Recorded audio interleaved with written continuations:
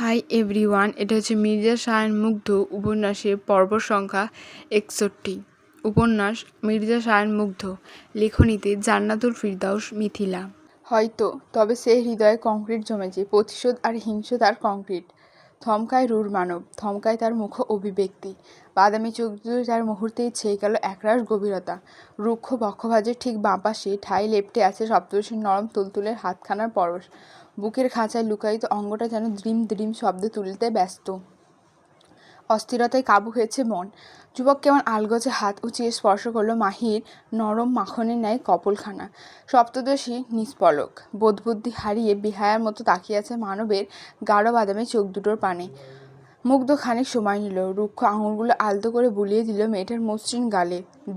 দৃষ্টি তীক্ষ্ণ করে রূপ দিল মানবীর মায়াবী চোখ দুটোর গহীনে। আজ যেন চোখ দিয়েই একে অপরের মনোভাব ব্যক্ত করছে এ যুগল। সময় কতটুকু পেরোলো কে জানে। যুবক আচমকা ঠোঁটের কোণে এক টুকরো আহত হাসি ঝুলিয়ে শুধালো, যার চোখেতে জমাট বেঁধেছে ঘৃণার অবদ্ধ বিমিষা, সে থোড়াই বুঝবে কংক্রিটের আস্তরণে বন্দি থাকা অন্তরের তৃষ্ণা। সহসা দৃষ্টি নড়বড় হলো মাহির। সে আজ বড় বুদ্ধিমতী, বিচক্ষণ বুদ্ধির ভাব নিয়ে আচানক মুখাবয়বে ফোটালো একরাশ গাম্ভীর্যের ছাপ। মানবের মুখ পানে এক দৃষ্টিতে তাকিয়ে থেকে ভারী আহত কণ্ঠে আওড়ালো, আপনার নারী বিদ্বেষী মন নীরব দহনে পূর্বে সারাক্ষণ। নিজের ধ্বংসের দ্বার প্রান্তে দাঁড়িয়েও আমার ডোবানোর সে কি আয়োজন। আমি বিষণ্ণ, এগোনোর পথ হারিয়েছি বহু আগে। দ্বিতীয়বার নিজেকে ভুলে বৃষ্টির মায়ের জড়ানো তা কি আর আমার সাজে। তক্ষুনি দৃষ্টি অবোধের ছাপ স্পষ্ট হলো মুগ্ধের। অজানা উপলব্ধিতে কেঁপে উঠল পাহাড়সম দেহটা। সে তৎক্ষণাৎ উদ্বিগ্ন হলো। সহসা নিজের রুক্ষ আঙুলগুলো মেয়েটার চুলের ভাঁজে ঢুকে আচানক খামচে ধরল চুলের গোছা। এহেন অতর্কিত আক্রমণে সামান্য কোঁকিয়ে ওঠে মাহি। চোখ দুটো কুঁচকে নিয়ে কামড়ে ধরে নিজের নিম্নাংশ অধর। তা দেখে যুবকের অস্থিরতা বাড়ল বোধ হয়। পার হলো ধৈর্যের সীমানা। সে কেমন হুট করেই এক অদ্ভুত হিংসাত্মক তৎপরতায় নিজের রক্ষ দুই আঙুল দিয়ে আঁকড়ে ধরে মেয়েটার কপোত্রই নরম অধর যুগল। তক্ষুনি চোখ খুলল মাহি। বিস্ফারিত দৃষ্টিযুগল সম্মুখে নিবদ্ধ হতেই আঁতকে উঠল খানিক। রূঢ় মানব কেমন কপাল গুটিয়ে তাকিয়ে আছে তার অধর পানে।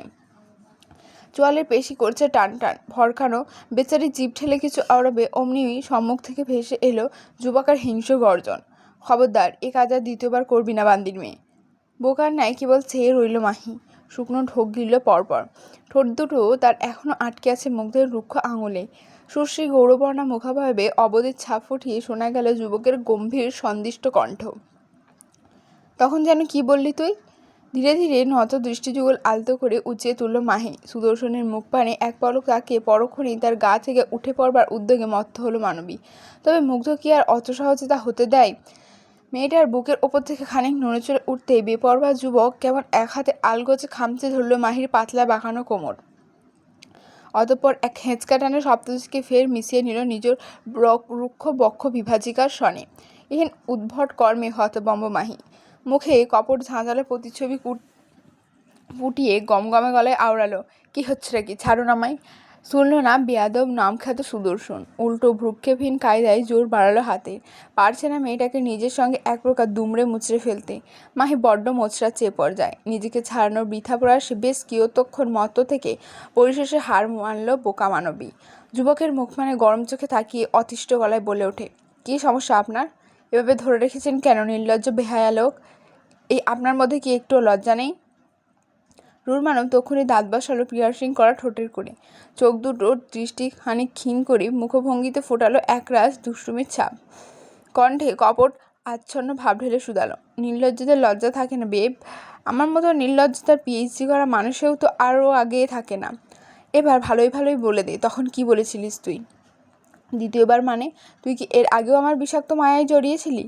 সহসা ঢোক গিলল মাহি। চোর ধরে পড়া যাবার ন্যায় মুখটা করলো কাচুমাচু। দৃষ্টি লুকোলো এদিক ওদিক। তা যেন বেশ লক্ষ্য করলো মুগ্ধ।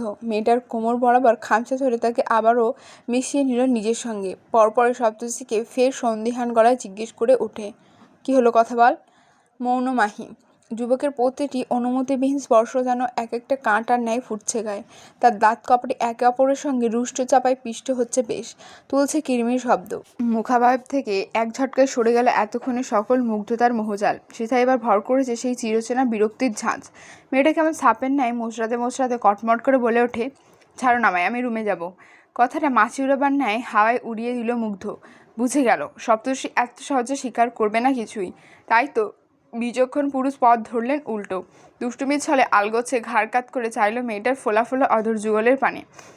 সে তাই ছাপ বসেছে কালশিটে, কোথাও কোথাও ফেটে চৌচির অবস্থা, কোথাও আবার জমাট বেঁধেছে রক্ত।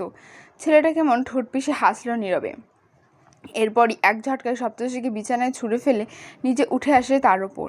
মাহি হতবম্ব। নিঃশ্বাস ফেলবার পূর্বে ঘটে গেল সম্পূর্ণ ঘটনা। তার সুশ্রী মুখের বড্ড কাছে যুবকের সুদর্শন মুখখানা। চোখে মুখে আছড়ে পড়ছে মানবের উষ্ণ নিঃশ্বাস। আবেশে ইতিমধ্যেই চোখ দুটো বুজে এসেছে মাহির। বুকটা করছে ধরফর। এদিকে মুগ্ধ কেমন বাঁকা চোখে তাকিয়ে থেকে ধীরে ধীরে মুখ নামিয়ে আনছে আরও কাছে। মাহি স্পষ্ট টের পাচ্ছে তা। বেচারির হৃদস্পন্দনের গতি বেড়েছে বেশ, সর্বাঙ্গ কাঁপছে মৃগী রোগীদের ন্যায়। তার টের পাওয়া মাত্রই বাঁকা হাসল রুরমানব। মুখটা পেশ নামিয়ে এনে মেয়েটার কাল সিটে দাগ বসে যাওয়া নরম তুলতুলে অধর যুগলের গায়ে ভীষণ আলগাভাবে নিজের রুক্ষ অদর ছুঁয়ে হিসিয়ে আওড়ালো। সামান্য এক চুমুতেই এই অবস্থা? হাঙ্কি পাঙ্কির সময় কী করবি রে বান্দির মেয়ে? সহসা কপাল গোছালো মাহি। মুখাবয়বে হতবম্বতার রেশ ধরে অচানক চোখ খুলে শুধালো, এই হ্যাঙ্কি প্যাঙ্কিটা আবার কি? তৎক্ষণাৎ ধারালো দাঁতের রুষ্ট স্পর্শে নিজ নিম্নাংশের ঠোঁটখানা পিষ্ট করল মাফিয়া বেস্ট। গম্ভীর সুদর্শন মুখখানায় আচমকা শ্লেষাত্মক ভাবভঙ্গি ধরে রেখে সপ্তদশীর অধরের ওপর থেকে অধর সরিয়ে মুখ নিয়ে গেল মেয়েটার কানের কাছে। অতঃপর আগের চেয়েও দ্বিগুণ হিসহিসানো কায়দায় আওড়ালো, এসব বিষয় মুখে বলার বোঝানো যায় না শিগ্নোরা, প্র্যাকটিক্যালি বোঝাতে হয়। সো চল আমার প্যান্থার রুমে, my whole sales is calling you. তড়াক চোখ পাকায় মাহি। দু হাতে শক্ত জোরে তক্ষুনি যুবকের বুক বরাবর ঠেলে দিল সামান্য। অথচ বালাই সাট পাহাড় সভা মানুষটা একটুখানিও নড়ল না, যেন না সরল মেয়েটার ওপর থেকে। মাহি এবার বড্ড রাগী। সরু নাকের পাটাটা সামান্য ফুলিয়ে মুখটা ঝামটে মেরে বলে বসে, অসভ্য বেহায়া নির্লজ্জ লোক, যা জিজ্ঞেস করছি তা সোজা সাপটা উত্তর দিতে যাত যায় আপনার? সপ্তর্ষির কানের কাছে মুখ রেখে মাথাটা বিছানায় কোলে এলিয়ে রেখেছে মুগ্ধ। এরই মধ্যে মাহির অমন কর্কশ বাক্যে অলক্ষ্যে ঠোঁট কামড়ে হাসল সে। পরপরই মেয়েটার কানের লতিতে রুষ্টতায় দাঁত বসিয়ে শুধালো, মোটেও নয়। মুগ্ধের অমন হুটহাট কামড়াকামড়িতে আজ ভীষণ তিক্ত মাহির মানবী। সামান্য ব্যথা লাগায় কুকিয়ে ওঠে খানিক। মুগ্ধ কথা শেষ হওয়ার মাত্রই খেকিয়ে ওঠে, তাহলে এক কথায় উত্তর দিয়ে বলুন, হ্যাঙ্কি বাঙ্কি আবার কি? অলক্ষে মৃদু হাসল মুগ্ধ। মেয়েটার মাথার দুপাশে ভর দিয়ে তক্ষণে উঠে এলো সে। নিজ গায়ে সম্পূর্ণ ভর দু হাঁটু ঠেকিয়ে আলগাভাবে বসল মাহির কোমর বরাবর। এহেন কাণ্ডে হতবাক মাহি বিভ্রম নিয়ে তাকিয়ে রইল কেবল। পাহাড় সম বলিষ্ঠ পুরুষ কেমন গভীর দৃষ্টে তাকিয়ে আছে মেয়েটার মায়াবী চোখ দুটোর পানে। মাহিকে আরেকটু জ্বালাতন করতে সে কেমন আলগোছে ঝুঁকে এলো খানিক। অতঃপর রয়ে সয়ে নিজের রুক্ষ ডান হাতে তর্জনে চলো বেচারির উদর বরাবর। আর অমনি অস্বস্তিতে কেঁপে ওঠে মাহি। তক্ষুনি শোয়া ছেড়ে উঠে আসতে চাইলেই বাদ সাধল মুগ্ধ। দুই হাঁটু জোর করে আটকে দিল মেয়েটাকে। মানবের অস্বস্তি বাড়ানোর উদ্দেশ্যে তর্জনী উদ্ভট আঁকুবুকি চালালো সপ্তর্ষির উদার বরাবর। অতঃপর বাঁকা কণ্ঠে শুধালো, তোর বাপের নিজস্ব ফ্যাক্টরিতে যেই প্রসেসের মাধ্যমে তোর মতো ডের ব্যাটারি পৃথিবীতে এসে অক্সিজেন নষ্ট করছে, সেই প্রসেসের নামই হ্যাঙ্কি প্যাঙ্কি। থামল মুগ্ধ। মাহির ওপর ঝুঁকে এলো আরও কিছুটা। পরক্ষণে ফিসফিসানো কণ্ঠে বলল, ডু ইউ গেট দ্যাট বান্দির মেয়ে? নাকি প্র্যাকটিক্যালি বোঝাতে হবে? তুই চাইলে অবশ্য এখন এখানেই বোঝাতে পারি। দেন ওয়েট। বলতে বলতে অসভ্য মাফিয়া বেশ উদ্যত হলেন নিজ বেয়াদবি কাণ্ডে। সহসা হাত নামিয়ে আনলেন নিজের ট্রাউজারের অভিমুখে। পিটপিট চোখে তো অবলোকন হওয়া মাত্রই আঁতকে ওঠে মাহি। তৎক্ষণাৎ দু হাতে চোখ ঢেকে মুখ কুচকে চেঁচিয়ে বলে ওঠে, নাউজুবিল্লাহ নাউজুবিল্লাহ, আমার দু চোখের সামনে থেকে সরুন অসভ্য নির্লজ্জ বেহায়া লোক। কথাগুলো এক কান দিয়ে ঢুকিয়ে আর এক কান দিয়ে আলগোছে বের করে দিলেন মাফিয়া বেস্ট। কণ্ডে শ্লেষাত্মক ভাব ধরে ফের আওড়ালেন, সরব না, কী করবি? ফোঁস করে নিঃশ্বাস ফেলল মাহি। অতিষ্ঠ হয়ে হার মারল অবশেষে। চোখ দুটোর ওপর থেকে হাত সরিয়ে ক্ষুব্ধ দৃষ্টি তাকালো সুদর্শনের পানে। মুখে বিরক্তির ছাপ ফুটিয়ে গমগমে গলায় আওড়ালো, আপনি আমায় বডি ম্যাসেজ করতে দেখেছিলেন না? তাহলে সরুন আমার ওপর থেকে, আমি ম্যাসেজ করে দিচ্ছি। গভীর হলো মুগ্ধ। পরপরে দৃষ্টি শুরু করলে সন্ধিহান গলায় শুধালো, really you wanna massage my body? ওপর নিচ মাথা নাড়ায় মাহি। তা দেখে বাঁকা হাসে রুর মানব। সহসা সরে এলো মেয়েটার ওপর থেকে। তার ঠিক পর মুহূর্তে মাহি করলো আরেক কাণ্ড। ঝড়ের বেগে শোয়া ছেড়ে উঠে দুহাতে সজোরে ধাক্কা বসালো রুর মানবের বুক পানে। এর অতর্কিত আক্রমণে খানিক দুলে উঠল মুগ্ধ। সহসা কোমর ছিটকে গিয়ে বসল বিছানার আরেক প্রান্তে। ওদিকে মাহি ছুটছে, ছুটন্ত পদযুগল বাঁচার প্রয়াসে দরজার কাছে এসে এগোতেই মেয়েটা কেমন থতমত খেয়ে গেল। দরজাটা ভেতর থেকে লাগানো, নবে হাত ঘুরিয়েও খুলছে না দুয়ার। মাহি অনবরত দরজার গায়ে চাপড় বসাচ্ছে, গলার স্বর উঁচিয়ে বলছে, কেউ আছেন? প্লিজ দরজাটা খুলুন। বাঘের খাঁচায় বন্দি থেকে মানুষের কাছে সাহায্য চাইলে থোড়াই হবে? যেখানে স্বয়ং রুজদি কিং দরজা আটকেছে, যেখানে অন্য কেউ দুয়ার কি করে খুলবে? বোকা মানবী তাও চেঁচিয়ে যাচ্ছে অনবরত। চেঁচাতে চেঁচাতে একটার সময় কেঁপে ওঠে শব্দদোষী। কাঁচতে কাঁচতে চেপে ধরে কণ্ঠা। ঠিক তখনই বিছানা থেকে ভেসে আসে রুর মানবের গম্ভীর অথচ হিংস্র শান্ত কণ্ঠ। হ্যাভ ইউ ডান বান্দির মেয়ে? ছলছল চোখে ঘাড় বাঁকিয়ে তাকায় মাহি। দেখতে পায় দ্য গ্রেট রুজদি কিং কেমন দুহাত দুদিকে ছড়িয়ে বিছানার হেডবোর্ডের সনে পিঠ ঠেকিয়ে বসে আছে রাজার ন্যায়। মাহি তাকাতে মহাশয় বাঁ হাতের তর্জনে উঁচিয়ে ইশারায় কাছে ডাকলো মেয়েটাকে। মাহি নারাজ যেতে, ভয় তটস্থ হয়েছে তার সর্বাঙ্গ।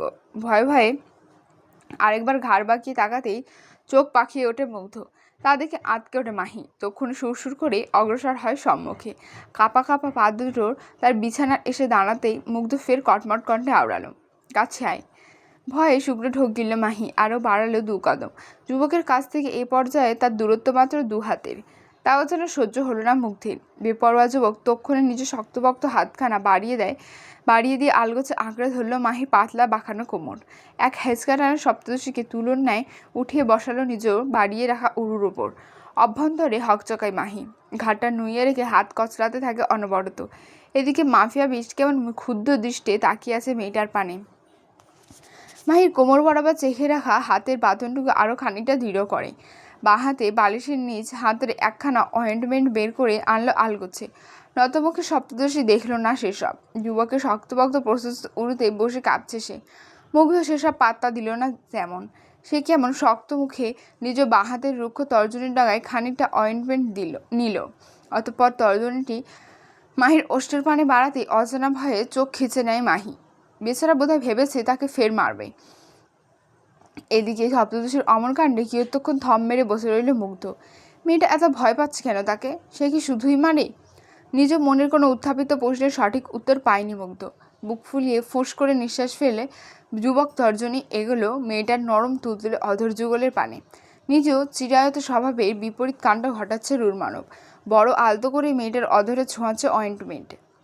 ওদিকে হুট করেই ঠোঁটের কোনো শীতলতা অনুভব করতে চোখ দুটো মুহূর্তেও ব্যয়ে খুলেই নিল মাহি।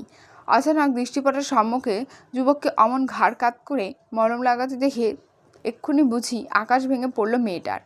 সর্বাঙ্গে ছলকে উঠল বিদ্যুৎ। খানিক নড়েচড়ে উঠতে রুর মানব নিজ কাছে মত্ত থেকে বড় শান্ত কণ্ঠে বলে ওঠে, হুশ, ডোন্ট মুভ সিগনোরা। কি হলো মাহির? হঠাৎ যুবকের এক বাক্যে তার সর্বাঙ্গ থমকে গেল কেন? অদ্ভুত প্রশান্তিতে হৃদয়টা এমন শান্ত হলো কেন? বোকা মানবী কেমন হাঁ করে তাকিয়ে রইল ব্যস্ত মানবের পানে। অথচ মুগ্ধের ওসবে থোড়াই খেয়াল আছে? সে কি সুন্দর যত্ন করে মলম লাগিয়ে দিচ্ছে মেয়েটার ঠোঁটে। মাহি থমকেছে। অধরে ছেঁড়া চামড়ায় মলমের আবরণ পড়তেই কেমন জ্বলে উঠল জায়গাটা। তাই সইতে না পেরে মেয়েটা অস্পষ্ট কোকিয়ে ওঠে সামান্য। তখনই থেমে গেল মুগ্ধ। পরপরই ব্যস্ত হয়ে অনবরত ফু দিতে লাগলো জায়গাটায়। মাঝে দিয়ে বড় অস্থির কণ্ঠে আওড়ালো, উফ, কষ্ট হচ্ছে, জ্বলছে। ঠিক হয়ে যাবে, একদম ঠিক হয়ে যাবে বাচ্চা, আর একটু সহ্য কর। আকাশ ভেঙে পড়ল মাহির। এ কোন স্যাডা মনস্টারকে দেখছে সে এত উদ্বিগ্নতার জন্য? কথাগুলো ভাবতেই গিয়ে রুর মানবের ওপর খানিকটা মুগ্ধ হতেই যাবে অমনি সপ্তদশীর বিচক্ষণ মস্তিষ্ক আবারও থমকালো। মেয়েটা ফের সতর্ক করে বলল, এত তাড়াতাড়ি মুগ্ধ হোস না মাহি, লোকটা একটি গিরগিটি। এই আদর করছে, আবার মাথায় ছিট দেখা দিলে গোষ্ঠী উদ্ধার করে ছাড়বে। মস্তিষ্কের কথাগুলো ভারী মনে ধরল মাহির। পরপরই মুখভঙ্গিতে ফোটালো একরাশ গাম্ভীর্যের ছাপ। খানিকক্ষণ চুপ থেকে আচানক সন্দিগ্ধ গলায় শুধালো, আচ্ছা, মানুষ মারতে কি লাগে? তখনই থমকে গেল মুগ্ধ। গভীর দৃষ্টিযুগল একত্রে নিক্ষেপ করলো মেয়েটার সুশ্রী মুখ পানে।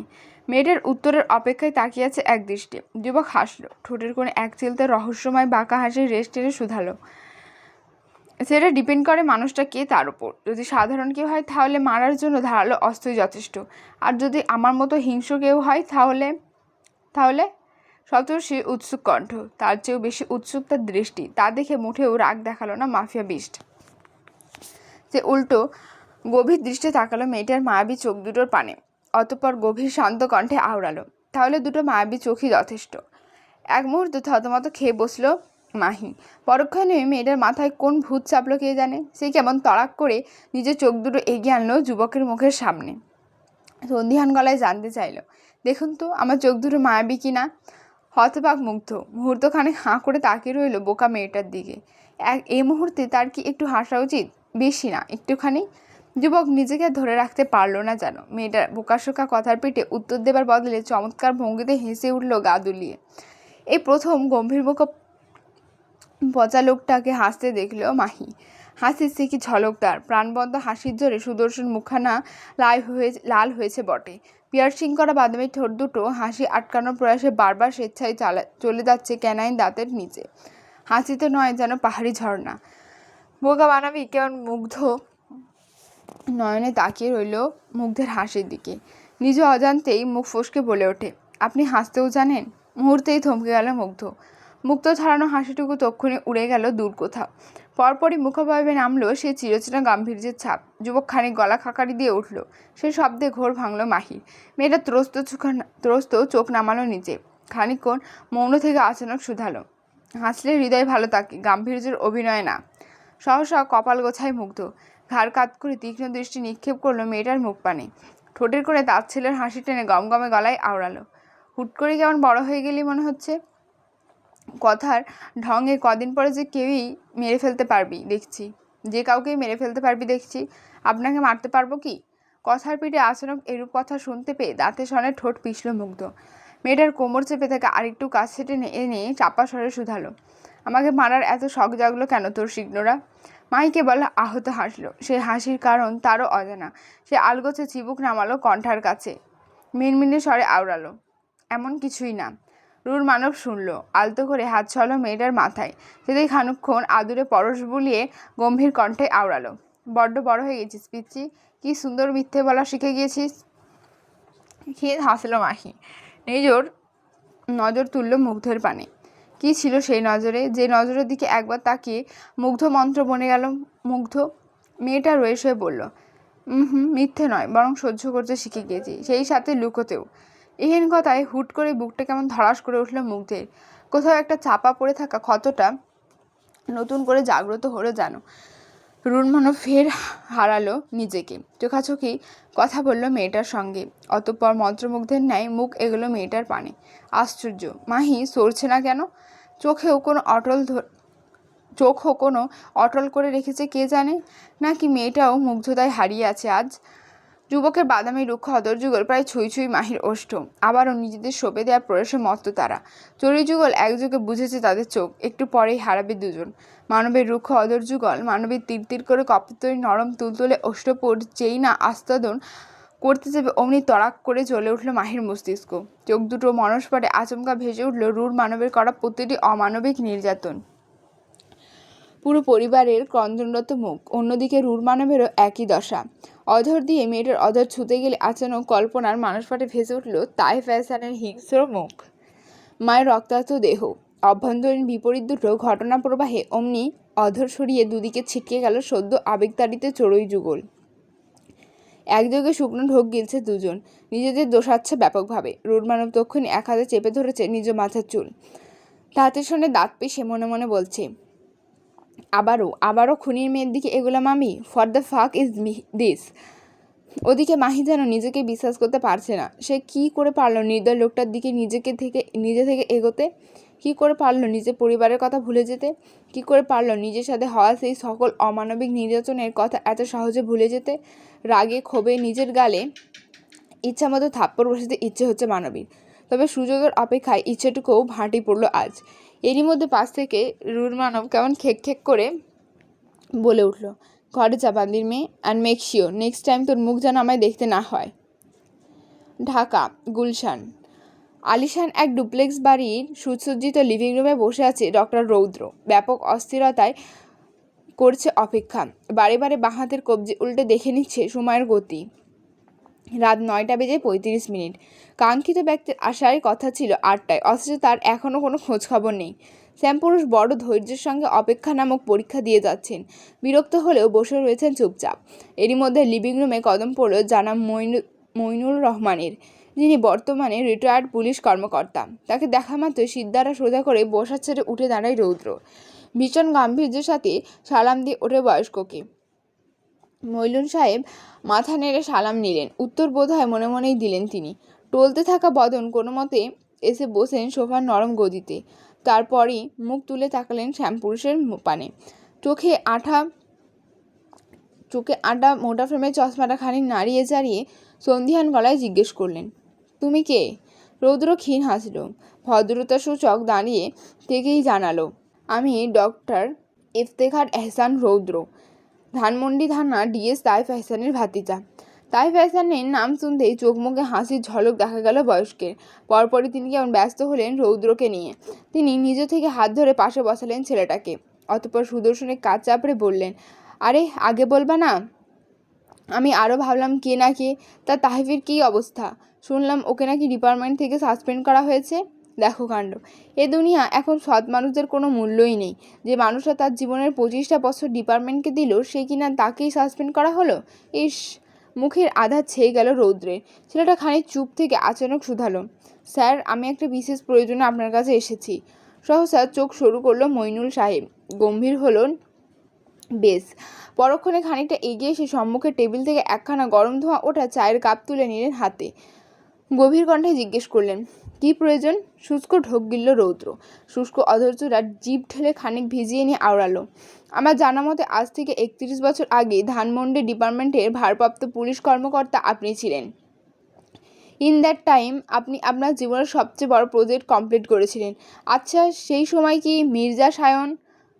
বাকিটা বলার পূর্বেই আচমকা ধোয়া ওঠা গরম চায়ের কাপটা হাত থেকে খসে পড়ল মইনুল সাহেবের। তা গিয়ে ভিজিয়ে দিল বয়স্কের গা। বয়স্কের ব্যক্তিটি কাঁপছে ভীষণ। তা দেখে ভরকায় রৌদ্র। তড়িঘড়ি করে এগিয়ে এসে চেপে ধরল মইনুল সাহেবের হাত। পালস রেট চেক করতে করতে শুধালো, স্যার কি হয়েছে আপনার? আপনি ঠিক আছেন? মইনুল সাহেব জবাব দিতে পারছেন না। লোকটার হাত পা কি সাংঘাতিকভাবে কাঁপছে দেখো। চোখ দুটো যেন এক্ষুনি উল্টে যাবে তার। রৌদ্র হকচকায় উদ্বিগ্ন হয়ে ডাক দিয়ে বসে বাড়ির লোকজনদের। এরই মধ্যে আচমকা রৌদ্রের কলা চেপে ধরে মইনুল সাহেব। ঘটনা প্রবাহে শ্যামপুরুষ ভরকানোর পূর্বে মইনুল সাহেব কেমন ভয়ার্ত দৃষ্টে সতর্ক কণ্ঠে বলে ওঠে, ওর নাম মুখে নিও না ছেলে, ওকে নিয়ে ঘাটাঘাটি করো না। ওই নামের রহস্য যে বা যারাই উদ্ঘাটন করতে গিয়েছে তারা দিন ফিরে আসেনি। তুমি যাও এখান থেকে। হতভাগ্য রৌদ্র নিজেকে কোনো মতে সামলে নিয়ে অসুস্থ হয়ে পড়া বৃদ্ধের দুহাত চেপে ধরে এক প্রকার অনুনয়ের সুরে বলে ওঠে, স্যার প্লিজ দয়া করে আজ আমার শূন্য হাতে ফেরাবেন না। আমার চাচুর লাইফ সাপোর্টে আছে। পুরো পরিবারের ভবিষ্যৎ এক অনিশ্চয়তার মধ্যে ডুবে আছে। এই নামের ব্যক্তিকে যে করেই হোক আমাকে খুঁজে বের করতেই হবে। প্লিজ স্যার, অত্যন্ত আমার চাচুর জন্য হলেও আমাকে একটু সহায়তা করুন। নিঃসন্তান মইনুল সাহেবের বুকটা হু হু করে উঠল যুবকের অমন অনুনয় দেখে। নিজের অনিশ্চিত পরিণতির কথা মাথায় রেখেও তিনি অবশেষে রাজি হলেন যুবকের সহায়তা করতে। সে উদ্দেশ্যে লোকটা গলা উঁচিয়ে ডাক পারলেন নিজের বিশ্বস্ত কর্মচারীকে। মাত্র 2 ডাকেই চলে এলেন কর্মচারী। এগিয়ে এসে মইনুল সাহেবের পেছনে দাঁড়াতেই মইনুল সাহেব 2 আঙুলের ইশারায় কি যেন একটা বললেন তাকে। আর অমনি দক্ষ মধ্যবয়স্ক লোক তড়িঘড়ি করে চলে গেলেন দোতলার দিকে। সকল ঘটনাটুকু নীরবে অবলোকন করে গেল রৌদ্র। গম্ভীর মুখে দাঁড়িয়ে থাকতেই মইনুল সাহেবের দুর্বল কণ্ঠে বললেন, তুমি বাইরে যাও, আমার সেক্রেটারি তোমাকে তোমার কাঙ্ক্ষিত জিনিস দিয়ে দিবে। যথাযথ কাজে মত্ত হলেন শ্যামপুরুষ। ফের একবার সম্মানসূচক বৃদ্ধকে সালাম দিয়ে পথ ধরল উল্টো। সময়ের কাঁটা মিনিট 20 পেরোলো মাত্রই। ঠিক তখনই বাড়ির ভিতর থেকে ত্রস্ত পায়ে পেরিয়ে এলেন মইনুল সাহেবের সেক্রেটারি। লোকটা ঘর্মাক্ত, হাঁপাচ্ছে ভীষণ, হাতে একখানা পুরনো ফাইল। তিনি এসে বিনা বাক্যে ফাইলটা ধরিয়ে দিল রৌদ্রের হাতে। বেচারা রৌদ্র পাল্টা ধন্যবাদ জানানোর পূর্বেই অভদ্র লোকটা পিঠ দেখিয়ে চলে গেল কেমন। রৌদ্র সেরফ হতভম্ব নজরে তাকিয়ে দেখলেন সবটা। পরক্ষণে ঘাড় নামিয়ে হাতের ফাইলটা এক আধবার দেখে নিল। বেশ পুরনো এক ফাইল, কী এমন রহস্য আছে এতে? রাত 12:19। কালো রঙা চকচকে গাড়িটি মাত্রই এসে থামলো হসপিটালের অভিমুখে। মিনিট দুয়েক বাদেই গাড়ি থেকে বেরিয়ে এলেন শ্যামপুরুষ। বাড়ি যাবার পূর্বে চাচ্চুকে আরেকবার দেখে যাওয়ার উদ্দেশ্যই তার। গটগট পায়ে হসপিটালে প্রবেশ করতেই রিসেপশনের দেয়াল জুড়ে আটকে থাকা স্মার্ট টিভির পর্দায় সদ্য সম্প্রচারিত হওয়া ব্রেকিং নিউজটা কানে পৌঁছালো। আর অমনি খানিক কৌতূহলে থমে গেল রৌদ্রের ব্যস্ত পদযুগল।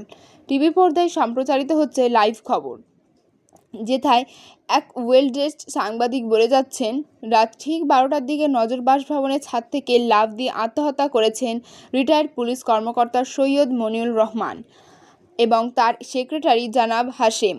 তিনি কেন এমন একটা সিদ্ধান্ত নিলেন যে বিষয়ে চলছে সুষ্ঠু তদন্ত। মুহূর্তেই পৃথিবী দুলে উঠল রৌদ্রের, মস্তিষ্ক হয়ে গেল ফাঁকা। কি খবর দেখলো এটা? ক্ষণিকের মধ্যেই কি থেকে কি হয়ে গেল। লোকটা আত্মহত্যা? বাকিটুকু ভাবদিকে আচমকা শ্যামপুরুষের বিচক্ষণ মস্তিষ্কে বেজে উঠল মইনুল সাহেবের বলা শেষ কথাটা। ওর নাম মুখে নিও না ছেলে, ওকে নিয়ে ঘটাঘটি করো না। ওই নামের রহস্যে যে বা যারাই উদ্ঘাটন করতে গিয়েছিল তারা কোনোদিনও ফিরে আসেনি। আজকের এপিসোডে এতটাই রাখলাম। খুব শীঘ্রই আর একটা এপিসোড নিয়ে তাড়াতাড়ি ফিরবো। ততক্ষণের জন্য পাশে থাকবেন এবং আমার চ্যানেলটাকে অবশ্যই সাবস্ক্রাইব করে দেবেন, লাইক করবেন, কমেন্ট করতেও ভুলবেন না।